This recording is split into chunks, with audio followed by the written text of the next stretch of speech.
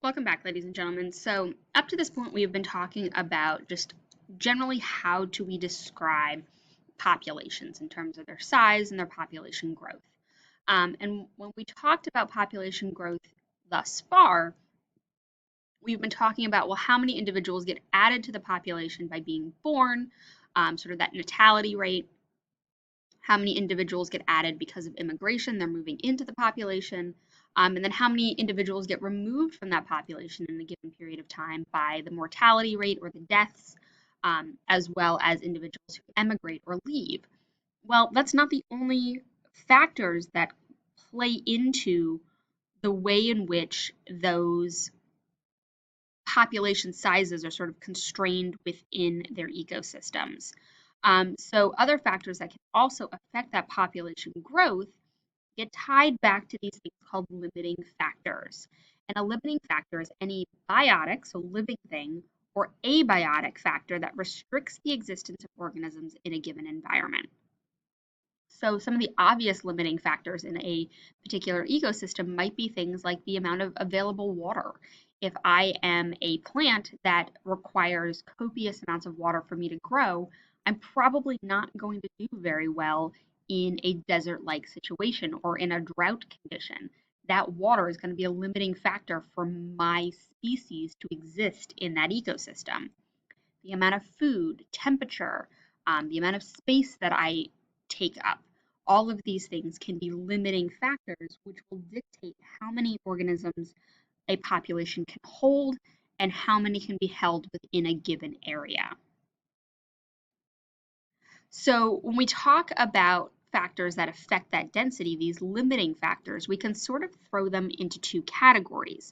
Are they density dependent factors, meaning that the bigger the population size becomes in a defined, say, acre of land, the more that factor plays into the role of individual population growth, as opposed to density independent factors where it's really not going to matter how much space or how many individuals live within that space.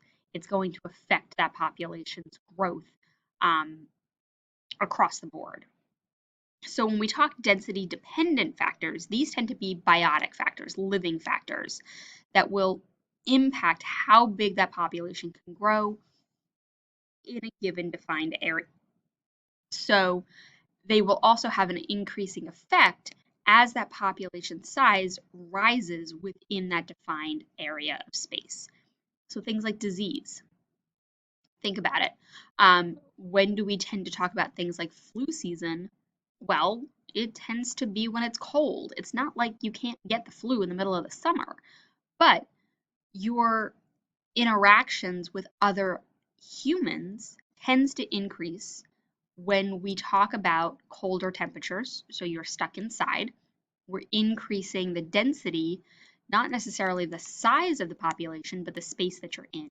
And you come in a lot closer contact. So the bigger the population size and or the smaller the space we provide them to live within is going to have an increasing effect on the stability of that population's ability to grow.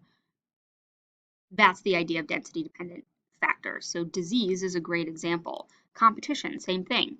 If I put 20 cookies in a room with 20 individuals, there's enough cookies to go around, one for each individual. So the competition is relatively low. But if I throw in 100 people into that environment with those 20 cookies, well, the population density just went up. And so the competition is going to increase to get those cookies. Parasites are a similar idea to disease. So the more densely packed individuals are, the more interaction for those parasites to spread and cause disease. And predation is the same idea. Density independent factors tend to be the abiotic factors in an ecosystem that are going to affect the population regardless of how big it is within a defined area. So things like temperature, if we get a cold snap, a huge frost after a bunch of plants start to grow, well, it's going to affect the survival of those plants regardless of how big or small that population is. Storms, habitat destruction, drought, all of these are going to have sort of universal effects on the populations that are dependent on those ecosystem factors, regardless of how many individuals happen to be in that population at that time. It could be 1,000 individuals, it could be 10. They're all going to get affected because this is something to do more with their sort of evolutionary history and their niche requirements as opposed to just whether or not they can handle the disease or whether they can tolerate a lower food source or can outcompete somebody else to obtain that food source, like we would see with the density dependent factors. So there's sort of this zone of tolerance where there's limiting factors, regardless of what they are, where if I get a particular population outside of its zone of tolerance, nobody can handle that, right? So take something like that temperature, and if I am a particular bacterial species who optimally grows at 30 degrees Celsius, that's where most of my organisms are going to be present.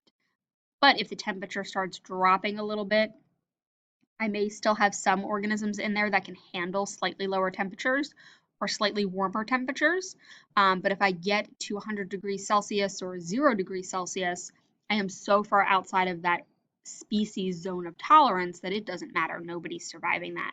And the population goes extinct.